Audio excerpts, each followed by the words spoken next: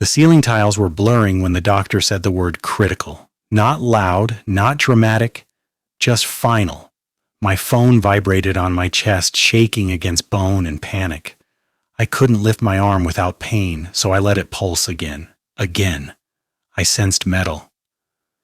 The lights droned like they were bored of me. Consent, the nurse said. We need consent. I stared at the signature line, my hand shaking, thinking about it, about numbers. 22,000. That was the number they'd just given me. That was the number standing between me and staying alive. My phone buzzed again. Mom. I answered with my eyes closed. I remember thinking that if I didn't look at the world, it couldn't watch me beg. She listened. She went quiet. Then she sighed. We just can't do that right now, she said. The line went dead. That was the moment something inside me shut up. I got off. Not my fear, not my pain, my loyalty. I used to think my family was solid, predictable, a unit. I was the older one, the responsible one, the one who moved out early, paid their own way, never asked for help. My sister was the opposite, soft-voiced, cherished, orbiting my parents like a planet that needed constant gravity. They called her the heart of the family. I was the spine, useful, invisible, unless broken. I survived the surgery, credit cards, loans, a signature that felt like signing my name to a future made of debt. No one visited until days later. Flowers from my aunt, a text from my sister with a heart emoji. My parents told everyone they were so worried. They told me they'd prayed. They never mentioned money again, neither did I. 3 years passed. I healed, I worked, I paid. Then the call came on a Sunday. One day afternoon, all sweetness and ceremony. My mother's voice had that practiced lilt. News incoming, applause expected. She's engaged. I congratulated my sister. I meant it. I always did. Then came the pause, the collective inhale. We were hoping, my father said, that you might help. The number landed heavier than the diagnosis ever had, 45,000. For flowers, for a venue with chandeliers, for a dress worn once. I laughed. It slipped out wrong, sharp. There was silence. Then my mother said gently, "This is different." That's when I felt it. The old pattern clicking into place.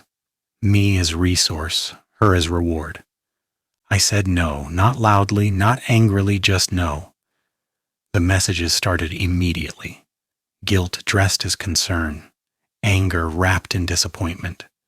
My sister cried on voicemail saying she didn't understand why I was doing this to her.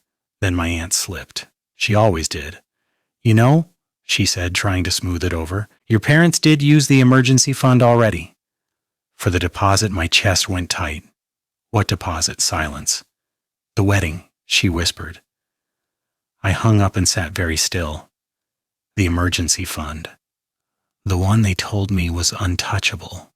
The one that didn't exist when I was bleeding into a hospital bed.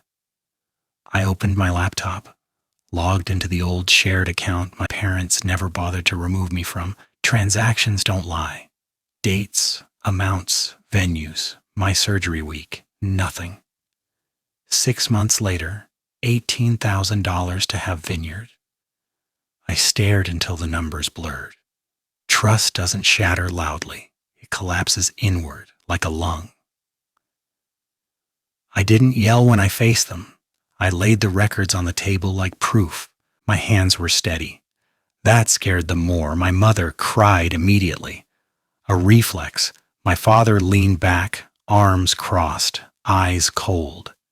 "You dramatic?" My sister stared at the papers like they were written in another language. "It's not the same," she said. "This is my day." I felt something tear, not heartbreak, clarity. "I could have died," I said. My mother reached for my hand. I pulled away. "That was different," she repeated. "You're strong." That was it. The sentence they'd been building my whole life around. Strong enough to sacrifice, quiet enough to swallow it. I left without another word. I cried in the car once. Then I wiped my face and went home to plan. Anger burns fast. Precision lasts longer. I pulled every record, every account, every lie disguised as budgeting. They hadn't just chosen her over me once. It was systematic. College funds, down payments, bailouts disguised as gifts. They'd even taken out a loan in my name years earlier. A clerical error, they'd called it. I paid it without question. I spoke to a lawyer calmly, quietly. I didn't want revenge. I wanted balance. I filed disputes, froze accounts, submitted documentation to creditors in the venue. Contracts have clauses. Deposits have timelines. I waited. The venue canceled 2 weeks before the wedding. The caterer followed. Then the dress shop. Money doesn't vanish. It returns to the rightful ledger. My parents called screaming. My sister sobbed. They accused me of cruelty, of ruining everything. I listened. Then I sent one message. I asked for help when it mattered. You said no. This is the cost of that decision. I blocked them all. The wedding happened in a community hall, plastic chairs, no chandeliers. I paid off my debt 6 months later with the refunded funds and legal settlements. I didn't feel happiness. I felt weightless. Some families teach you love. Mine taught me bookkeeping. I learned to settle the accounts. And for the first time in my life, the numbers finally made sense.